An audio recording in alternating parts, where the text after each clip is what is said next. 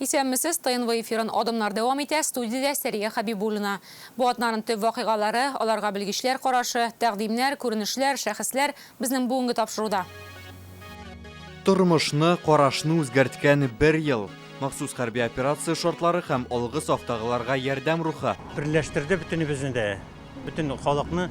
22 yaşında Герой России булып кайтты. Жан исәп саннары Россиядә ай сайын 8000 татар туган телен югалта.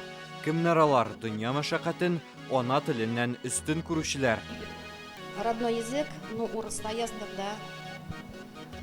То, что вот проживаем в Российской Федерации. Авылы өчен янып яшәүче янгын сүндерүче. Дөнья бүген кемгә таяна? Монда прокурор да, без монда полицай да, без монда барсы да. Алынма сүзләр. Бүген алар кайдан керә һәм телгә куркыныч тудырмыймы? Элегелектән шулай булган, хәзер дә шулай. Әйбер килә, әйбер белән аның исеме килә. Бу елның иң кыска һәм бик үзгә эш атнасы иде. Кыска чөнки ватанны саклаучылар көне уңаеннан яллары күп туры килде. Үзгә чөнки бу атнада Россиянең махсус хәрби операция башлауына 1 ел булды. Әлеге 1 ел безне 2022 елның 24 февраленә кадәр булган тормыштан аерып тора. Без башка шартларда яшәдек һәм яшибез. Шуңа күрә бу атнаның ватанны саклаучылар көне уңаеннан уздырылган чаралары да аерылып торды. Нәкъ бу атнада Россия президенты Владимир Путин еллык юлламасын җиткерде. Һәм аның күп өлешен СВО барышы һәм аның белән бәйле халыкара вәзгыять ички һәм тышкы хәлләргә багышлады.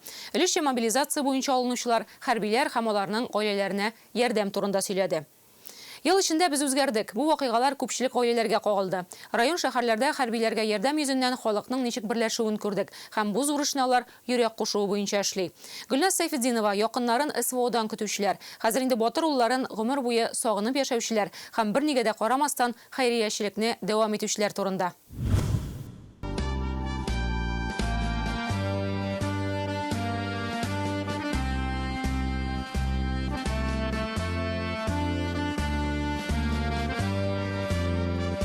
Казан танк училищесы хәрби бурычын үтәгәндә һәлак булган егетләр истәлеге хәзер шушы аллеяда саклана. Яңа 11 сын.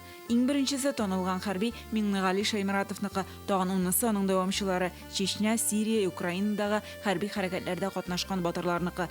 Мы все понимаем. Я понимаю, как невыносимо тяжело сейчас женам, сыновьям, дочерям павших воинов, их родителям, которые воспитали достойных защитников Отечества. Басы оламна армия киткән вакытта төшкән военкоматта төшкән фотосы. Калганнар инде менә үзегез күрәсез. Аларның грамоталары 22 yaşında Герой России булып кайтты. Дамир Гыйлемханов хәрби операция башлангач Татарстаннан Россия герое исемен алган икенче егет. 2 Дамир, 2 батыр, 1 танк экипажында булалар. Каршыяк һөҗүменә батырларча каршылык күрсәтәләр. Шул бәрелештә аларның гомерләре өзелә. Дамир бик кичкәнә бик сабыр, бик ипле иде ул. Яни мин контракт буенча калырга уйлыйм. Звониларда алырга була дип, аннары үземне яхшы якта күрсәтәрмен. Казанга күчеп кайту мөмкинлеге дә була дип. Шулай итеп, үзенә контракт белән калырга уйлыйм дип әйтте ул миңа. Яни син минем өчен горурланырсың дигәннәр. Дамир Гыйлемханов укыган 42-нче мәктәпкә аның исемен бирделәр. 7 мартка истәлек тактасын ачарга җыеналар. Ел дәвамында андый хәтер такталары республиканың берничә районында куелды. Татарстанда туып үскән 7 егет махсус хәрби операция барышында Россия герое исеме алды. Аларның өчесе аңа һәлак булганнан соң лаек. Наш долг поддержать семьи, потерявшие родных, близких, любимых. Предлагаю создать специальный государственный фонд. Его задачей станет адресная, персональная помощь семьям погибших бойцов и ветеранам специальной военной операции. Ил җитәкчесе гаиләләрендә нинди генә борчу мәшәкать килеп чыкмасын, бу мәсьәләләр фонд аша тиз арада хәл ителергә тиеш диде. Медицина буенча да, образование буенча да, ул ярдәм күрсәтү һәм бөтен спектрны без әйтәбез инде, һәм менә шушы бер тәрәзәдә һәм бюрократиясыз гына бөтен ярдәм, нинди дәүләттән ярдәм бар икән, шушыны күрсәтергә тиеш бу фонд. Создание фонда не снимает ответственности с других структур и уровней власти. Мы, как и прежде, военнослужащим и их семьям будем уделять самое пристальное внимание. Владимир Путин хәрби операцияда катнашучыларга даими отпуск ял булырга тиеш дип белдерде. Ярты елга бер тапкыр ким дигәндә 2 атна юлны исәпкә алмыйча. 20 сентябрьдә киттем. Повестка килде дә үзе барып сельсоветка алды. Шуннан татып җибәрдек. Ил чакырды икән китте. Резида ханым улы инсафның исән-сау кайтуын зарыгып көтеп яши. 2-3 көнгә бер сөйләшеп торалар. Нормально дип әйтә инде. Нормально. Ашларым бар. Һәр кем өчен аерым, ил өчен уртак борчу. Ул өлешчә мобилизация буенча чакырылучыларның гаиләләрен генә түгел, гомумән битараф булмаган кешеләрне берләштерде. Фронт проходит сейчас через сердца миллионов наших людей. Здесь одинаково важен вклад каждого. И крупной компании, и предпринимателей. Но особенно трогают и вдохновляют, когда ситуация, когда люди со скромными доходами перечисляют часть своих сбережений, зарплат и пенсий. Такое единение дорогого стоит. Спасибо вам за эту искреннюю поддержку. Кемдер Лисичанскийга барып шәһәр халкын ашата, Итекчалыдан Рөстәм Гатин, икенчеләре үз теләге белән барып җимерелгән йортларны төзекләндерә. Шундый якташларыбызның берсе Илдар Гайсин бүген дә шунда. Өченчеләр безнең егетләр өчен буржуйка мишләр ясый, җылы оек башлар, кирәк-яраклар җибәрә.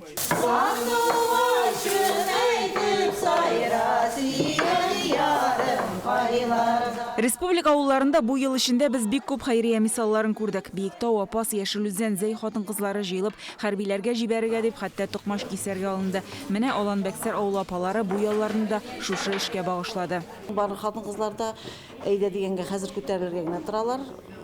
Баштарак инде җылы киемнәрдә җыйдык. Менә хәзер инде үзебезнең солдатларыбызны яшьләре белән, итыкмашы белән сыйлыйсы килә. Мөмкин булса барып җитсә, исән-сау тәмләп ашасыннар дибез. Бик зур әйбер дә түгел инде. Аны кибеттән алып та илтеп була, әйме. Ләкин менә бу безнең андагы егетләребезгә и җылысы, әни назы илтер җиткерер өчен шушындай акциялар эшлибез инде. Мен үземдә буыр булып хезмәт иттем армиядә. Мен яратам, менә бүген алсалар армиягә. Балаларның ашатып торыр идем дим, алсалар. Спецоперация башлангач, берләштерде бөтенебезне дә. Афганчы җегетләрне генә түгел, бөтен халыкны, даже әбиләр дә, бабайлар да үзенең пенсиясеннән булса да ничек тә булышырга тырыша. Менә балалар рисункалар, хатлар язып җибәрәләр. Ул бик булыша инде, тыл поддерживать иткәнлек белән. Бигрәк тә яшьләр арасында менә бу патриотик тәрбияне, үзеңнең илеңне сакларга кирәк икәнне аңлау, хисен уяту монсы да нык әһәмиятле. Үзенә күрә бер безне теге тетрәтеп алды дип әйтим соң инде. Ватанны саклаучылар көне уңаеннан оештырылган тантанада батырларның берничә буыны очрашты. Бөек Ватан сугышы ветераны экраннан мөрәҗәгать итте. Алгы сафтан иптәшләрен алып чыккан егетләр дәүләт бүләгенә ия булды. Безнең изге бурыч киләчәк буынны җиңүчеләр мисалында тәрбияләү, батырлар исемен мәңгеләштерү.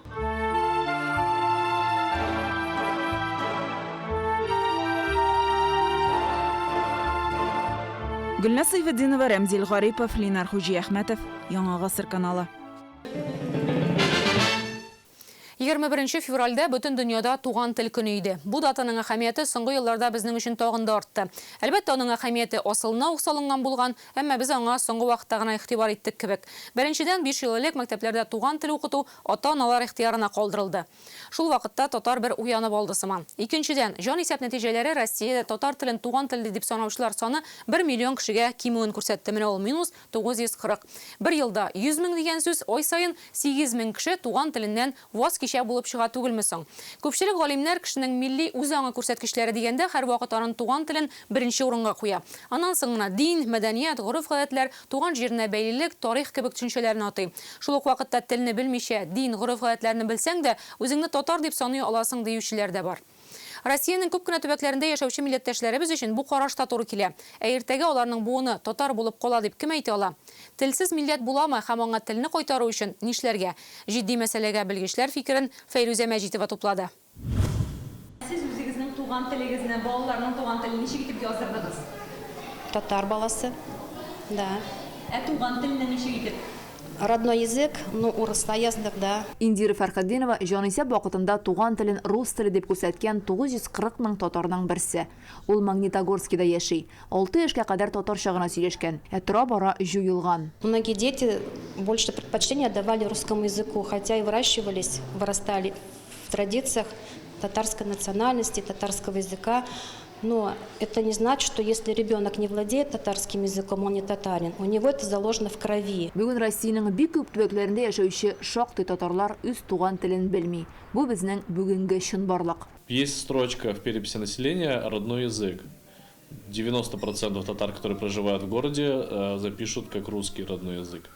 Потому что знание языка как бы очень плохое. Әйе, аларның намусы чиста, чөнки ничек бар шулай яздыралар. Нәтиҗәдә җанисәп безгә телен белмәгән 1 миллион кешене ачып салды. 2010 елда андыйлар 4 миллион 200 меңләп булса, хәзер 3 миллион 200 меңгә калган. Шихабетдин Мәрҗани исемендәге Тарих институты галимнәре уздырган социологик тикшерү күрсәткән. Соңгы 2 дистә елда татарларга үзләрен татар дип санау өчен тел белү мөһим түгел икән. Әгәр 90нчы елларда милләтнең төп күрсәткече тел булса, хәзер галимнәр бу төшенчәнең Наши последние исследования показывают, что вот эту позицию сегодня выбирают лишь 75-80% татар. То есть примерно 15-20% снизилось число тех, кто считает татарский язык в качестве маркера татарской идентичности. Бу якут, чуаш, марый һәм башка милләтләргә дә карый ди галимнәр. Бу күренешнең берничә сәбәбе бар. Бында дәүләтнең дә сәясәте бик зур, чөнки безнең мәктәпләр татар телен һәм башка милләтләрнең телләрен өйрәнмәгәч, балаларда русча сөйләшә башлады. Милли мәгариф системасы. Россия төбәкләрендә төп фәннәр татарча укытылган милли мәктәпләр юк диярлек. Алар Татарстанның үзендә генә берән-сәрән сакланган. Казанда барлык фәннәрдә татар телендә укытылган бер мәктәп кенә бар, икенче татар гимназиясе. Татарлар күпләп яшәгән Россиянең башка төбәкләрендә милли мәктәпләр калмады диярлек. Карар кабул ителсен иде. Татар авылларында ул башка милләтләргә дә кагыла инде. Бөтен предметларны үз телендә укытырга мөмкинчелек булсын иде. Ул вакытта гына минемчә телне саклап калып була. Элек татар интеллигенциясе авылда әзерләнгән. Бүген көндә авылда яшьләр китә. Димәк, интеллигенцияның тамырлары да бетә дигән сүз. Җанисәп күрсәтте, халкыбызның күпчелеге 67% шәһәрдә яши. 40-50 елларда киресенчә булган. Ул чакта милләтне авыл яшәткәндә, шәһәрдә татар башка милләтләр белән кушыла. Я женился на русской. Мой сын женился на русской. Понимаете? Вот я говорю, что вот это постепенное ассимилирование, вот вхождение в это все. Россиянең татарлар яшәгән бик күп төбәкләрендә катнаш гаиләләр күп. Алар өйдә татарча сөйләшми диярлек. Шуңа күрә мөхит кирәк, мәктәп кирәк. Мы планируем открыть начальную школу татарского языка, чтобы у нас дети не забывали родной язык, культуру. Ил шәһәрләрендә башлангыч мәктәп ачып, татарча укытып, үзләре сөйләшә белмәгәнне оныкларына булса да өйрәтү уе белән тырышып йөрүчеләр бар. Россия төбәкләрендәге татар авылларында татар теле һәм әдәбияты азмы-күпме укытыла әле. Ә менә зур шәһәрләрдә бу юк дәрәҗәсендә. Әйтик, Магнитогорскиның Новостройка бистәсендәге 31-нче мәктәптә татар теле атнага бер тапкыр факультатив буларак керә. Аны да әти-әниләр мәктәп җитәкчелеге белән бик күп кенә сөйләшүләр алып барганнан соң бик авырдан гына оештырганнар. Бу эшне татар җанлы Рәис Шайдуллин башлап йөри. Әти-әниләрдән гаризалар җыя. 50 гаиләдән 15-генә гариза язып, баласын татарча укытырга ризалык биргән. Алар бит менә шулай әйтәләр. Ә нигә кирәк өйрәтергә? Менә бала татар телене белеп, кая ул керәлә укырга, кая ул керә эшкә, кая ул куллана шул татар теле белән дип. Хәзер бер куяда ул тел кирәкмәс дип, нәрсә бирә. Менә шундый озын һәм катлаулы чыл бар. Милләтне саклау өчен тел кирәк, ә телне белү өчен милли мәктәпләр, мәктәптә бала укысын өчен әти-әниләр теләге. Ә ул теләк бармы соң? Менә Чувашиянең Шыгырдан авылы 6 меңләп татар яши, 2 бакча, 2 татар мәктәбе эшли. Ни гаҗәп, кайбер әти-әниләр балаларын күрше авылдагы рус мәктәбенә бирә икән. Ничә елдан бирле ЕГЭ, ОГЭ проблемасы булганга күрә, әти-әниләр күбесе бирергә тырыша балаларын рус мәктәпләренә. Чөнки имтиханнарны бирергә бик авыр. Телсез милләт буламы? Бүген әйе була дип әйтүчеләр 1 миллион кешегә җитте. Ул Россиядә яшәүче татарның 4тән 1 өлеше диярлек. Минемчә, туган телебез милли ан өчен төп баш нигез булып тора. Туган телне яратмыйча Бу милли анны сакларга бик авыр. Тел бит үзе бер хазина ул. Тел ул үзе бер тарих. Ул халыкның мәдәни, цивилизацияле үсешнең казанышы ул. Тел югалгач халык та югала дигән сүз бит инде ул. Әгәр дә аның ул бер көндә әлбәттә бетми. 10 көн, бәлким 50-100 елдыр, ләкин ул бетүгә таба бара. Халык сакларга тиеш. Ул бит үзебезнең хазинабыз. Бу 1 миллион күрсәткәнчә хәзер үзе татар телендә сөйләшмәгән әти-әниләрнең балалары үсеп җитте.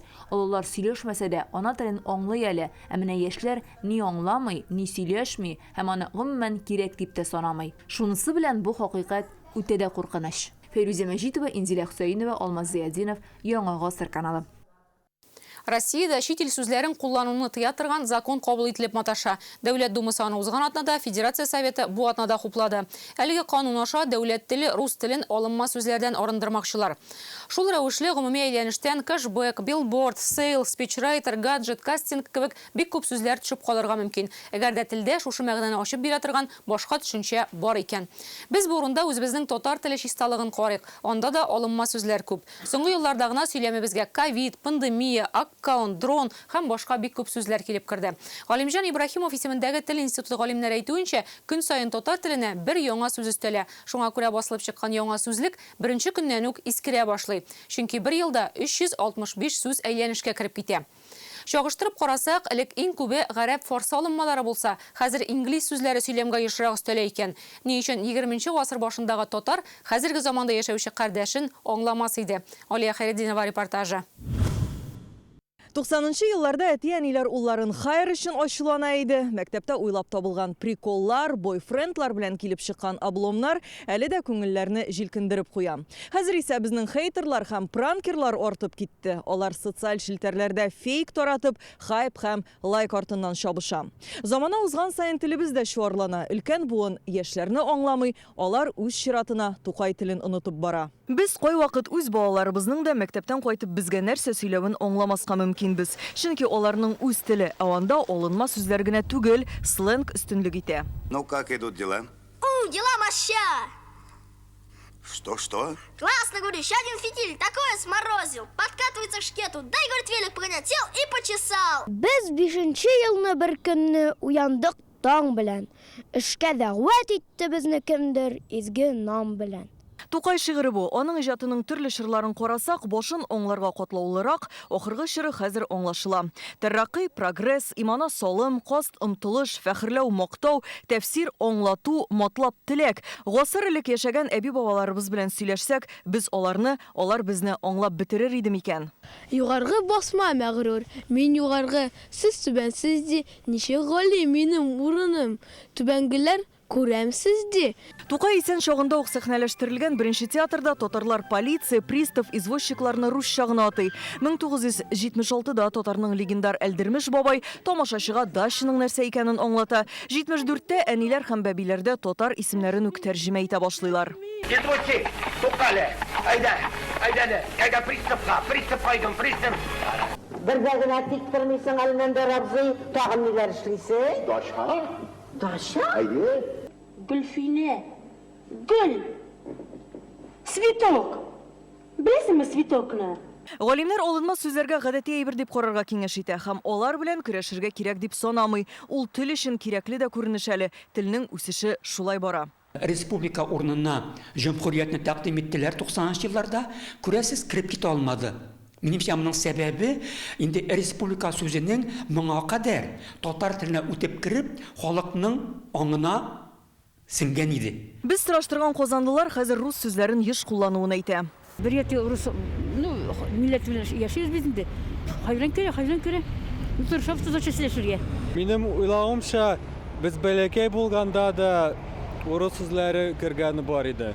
Хәзер тенденция интеграции бит. Поэтому естественный процесс дип уйлыйм. Балалар татарча сөйләсәк тә, алар русча җавап бирәләр. Менә шуларга ярып без дә кирип китәбез инде рус теленә. Сизелә шул инде, безгә значит безнең словарный запас җитми. татар телен күбрәк өйрәнергә кирәк безгә. Соңгы 22 ел эчендә Татарстан галимнәре 50дән артык сүзлек төзегән, әмма алар дөньяга чыгуга искерә башлый диләр.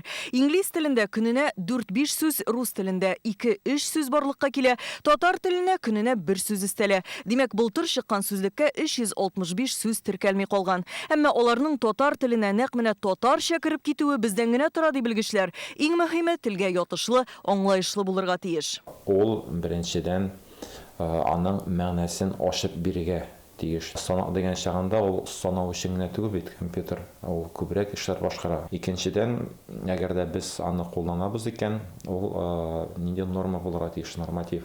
Әгәр дә безнең шундый норматив сүзлекләр булдырып, шушы сүзлек кысаларында бөтен матбугат, бөтен нинди учреждениялар, ведомстволар, бөтенесе шундый эшләсә, тәрҗемәчеләр, һәм инде ул безнең кулланышка кирип китү ихтималы зуррак булачак. Менә боралык дигән сүз монда да кергән әле. Бу безнең яңа сүзлек. Татарның бүген 6 томлык аңлатмалы сүзлеге бар. Анда 70 меңнән артык сүз, 10 меңнән артык фразеологизм теркәлгән. Соңгы басмага кергән яңа сүзләр: аккаунт теркәлү, обувница аяк киемлек, соя Кытай борчагы, турка җәзвә, махсус хәрби операция, демилитаризация һәм башкалар. Барысы да чыр, вазгыять, цифрлаштыру, башка илләр белән сату алу эшләре белән бәйле.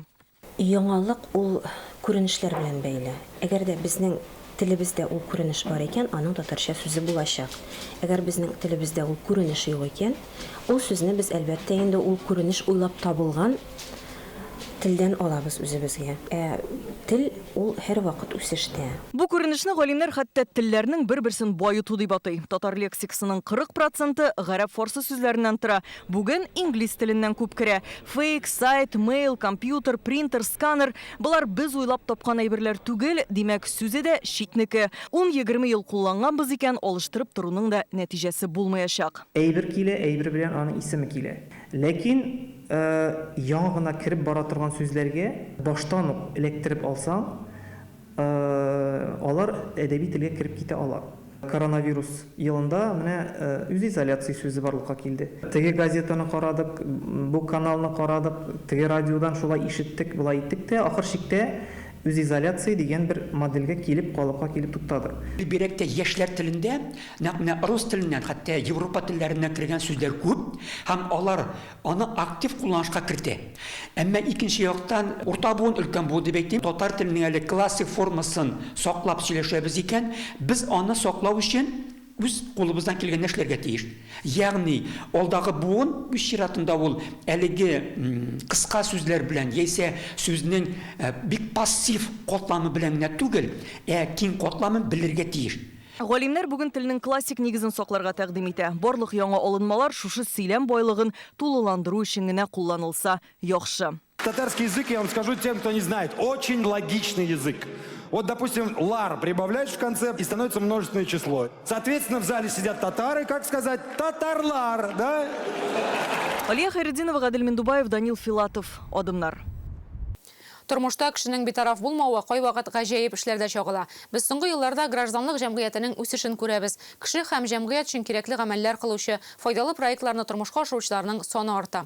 Яңа Шишмә районының Акбура авылында февральдә куркыныч хәл була. Монда ут чыгып, сарайлар яна башлый. Ялкын күршедәге корылмаларга күчә, бу хәл кешеләрнең йортсыз калуы хәтта корбаннар белән тәмамланган булырга мөмкин иде. Әмма битараф булмау үз эшен эшли.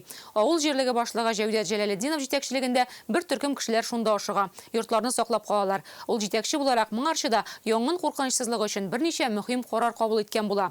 Чын ирләрчә башкарган эш һәм гамьсез булмауның бәхәсе турында Илгиз Шакуров. Менә ул безнең мобильный пост для пожаротушения. Менә шунда һәр вакытта да кайчан кирәккәндә дә тагып алып китәргә дип җайлы булсын дип менә шунда кардан чистарткан урында тора. Ну, кирәге чыкмасын инде. Авылдагы башка йортларның капка төбендә машина торса, Җәүдәт Җәләлетдиновныкына арба куелган, янгын сөндерү җайланмалары төялгән мобиль пост бу. Менә монда аның пожарный рукава дибез. Менә шул рукавалары иң затлы әйберләре менә шулар. Районда бердән-бер булган мондый мобиль постны Акбуры авылына дәүләттән 2020 елда бирәләр. Акбуры район үзәгеннән ерак урнашкан. Уткүз чыга калса, янгын сөндерүчеләргә килеп җитәр өчен вакыт кирәк. Шуңа да саклану чарасы үзләрендә булырга тиеш. Җиһазларны алып кайткач, авыл иратлары җыелып, янгын сөндерүчеләр отряды оештырып җибәрә. Аны авыл җирлеге башлыгы җитәкли. Нәрсә өчен кирәк дип, менә ул кирәк инде Безге пожарный командалар килеп җиткенче, пожар булган очракта таралмасын өчен тотып торырга тиеш. Менә быелгы елда безгә кулланырга туры килде. Мобиль постны быел 3 елга беренче тапкыр эшкә җиккәннәр. 10 февраль төне була ул. Хуҗалыкларның берсендә сарай яна башлый. Күршеләргә күчә. Урынга беренче булып мобильный пост килә. Акбур авылыныкы 1 минут арасында бөтен әйберләрне күләп сүндерә башлыйлар. Шулай итеп, Акбурының егетләре районнан машина килеп җиткәнче ут белән көрәшә. Йортларны саклап калу аларның хезмәте. 4 сарай, 4 кешенең участогы. Наша весь полностью янып бетте. Мәүлет Латыпов та Акбуры янгын сүндерүчеләр отрядында тора. Яшь чагында шушы һөнәриясе булган. Бик кирәк әйбер. Авыллар өчен бик яхшы әйбер. Пожарный машина килгәнне көткәнче нәрсәне булса да бары саклап калырга була. Янгынны күрүгә инде, күршеләрдән итте бит инде. Сразу нигә шалтыраттык инде? Авыл җирлегенә тиз момент белән килеп китте, 1-15 минут эчендә уже. Безнең турда гына менә гидрант, менә шунларга мотопомпаларны кушып, менә шулай өйлек килеш калдырды инде главабыз. Алланың рәхмәте яусын анарга. Җиһаз булу гына җитми, су кирәк. Акбурыда бу мәсьәлә алдан уйлап шишелгән булып чыкты. Авыл урамнарында 200 метр саен су гидрантлары бар. Менә шунда бұрып куябыз да. Менә шул колонкага кран, колонка тала инде. Аларны 2012 елда Чиста су программасы буенча су линияләрен алыштырганда ясап калдыралар. Ул Җәүдәт Җәләлетдинов тәкъдиме була. Хәзер менә ул идеяны хуплый хөкүмәтебездә Чиста су буенча булган программаларда гидрант каралмаган булса, проект экспертиза үтә алмый хәзер. Ни өчен авыл җирлеге башлыгы бу мәсьәләгә шулай игътибар бирә дисезме? Моның үз тарихы бар. Безнең авыл янгынны күрде. Карл Маркс урамында 10 йорт янган иде ул 80нче елларда. Аңа кадәр тагын Комсомол урамы безнең бар, анда 9 йорт янган иде. Шушы авылда туып үскән егет ул. Заманында геофизикта була, механикта, колхоздагы янгын сүндерү машинасында да эшли. 12 ел авыл җирлеге башлыгы. Biz монда прокурор да, biz монда полиция да, biz монда барсы да. Пожарный да. Пожарный да. Менә ике күрше язан белеп тавышланалар икән. Мин барып аларның араларын яхшыртсам, әйбәтләтсәм, аларны уртак тел таптырсам, мин шатланып кайтып утырам инде.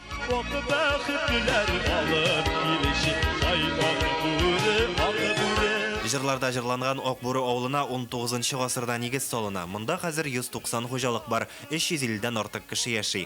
Халыкның күпчелеге нефть өлкәсендә эшли. Шәхси хуҗалык тотучылар күп. Картларның да, яшьләрнең дә кемнең нинди проблемалар бар, барсының да хәлләрен белә. Умарта да тота инде, гитарада да уйный, җырларга бик ярата. Без икебез дә концертлар булса, концертларны да калдырмыйбыз, концертларга йөрибез. Бүген авыл җирлеге башлыгы ярар. Иртәгә әгәр дә авыл җирлеге башлыгыннан китеп барып, менә шулай урамнан барырга туры килгәндә, каршыма килгән авылдашым миңа сәлам биреп китсен иде. Минем бөтен хыялым шул. Илгиз Шәкүров, Рәмзил Гарипов, Адымнар.